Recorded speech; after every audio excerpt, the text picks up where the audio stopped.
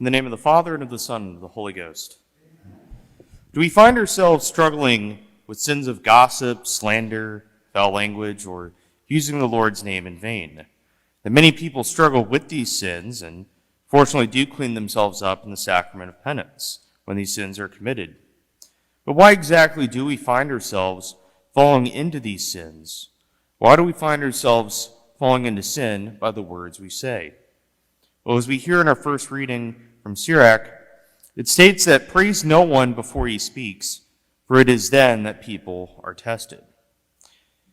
It's a reminder that the words we speak do matter. The words we speak can and do hurt other people, that if we are gossiping about someone's actions or slandering their good name, it shows a lack of disrespect and charity toward that individual. Use of foul language not only shows a limited vocabulary, but also the inability to turn to God in prayer in difficult moments. The words we say do matter, that the words we say hurt others, but the words we say are really a snapshot of what's going on in our interior life. But it doesn't mean that it has to be that way. Then when we take a look further into this first reading, we see this image of a sieve filtering out unwanted materials. We see the image of a furnace with the potter, reminding us the fiery intensity of trials. And we see this image of the fruit of a tree, revealing all the care that went into it. That all these images remind us of the need to filter out unwanted words and behaviors, the importance of accepting trials and of producing good fruits.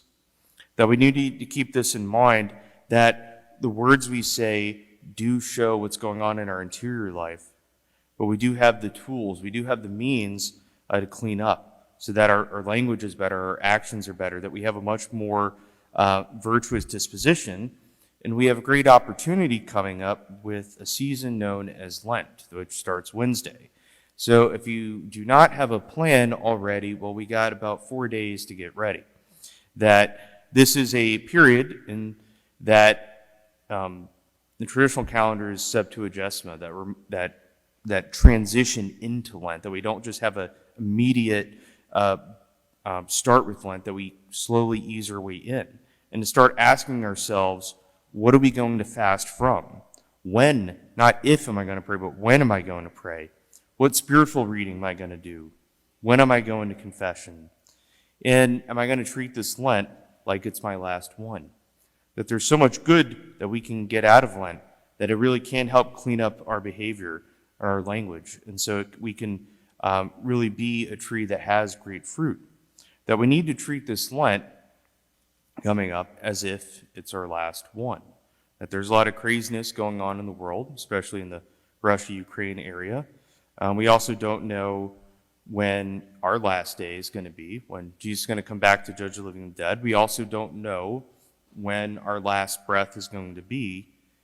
So we need to treat this Lent and any future Lent like it's our last one. So use these couple days to pray, to really discern, what am I going to give up that's going to make me a much more virtuous person in the long run?